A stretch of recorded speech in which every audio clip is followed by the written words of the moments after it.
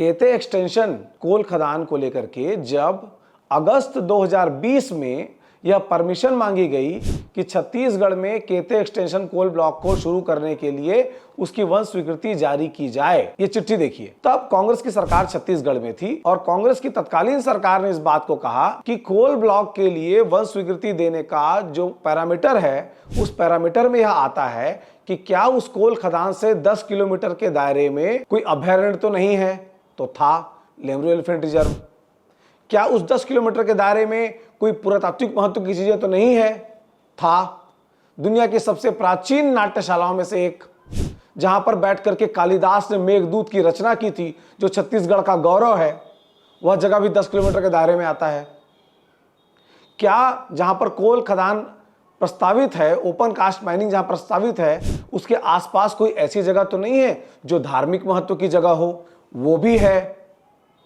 प्रभु राम जब अयोध्या से वनवास के लिए निकले और श्रीलंका के रास्ते जा रहे थे, तब छत्तीसगढ़ में जहां उनका प्रवेश हुआ, उसके बाद जिस जगह पर उन्होंने समय बिताया, वहां पर एक सीता बेंगरा है। बेंगरा का आशय गुफा से है।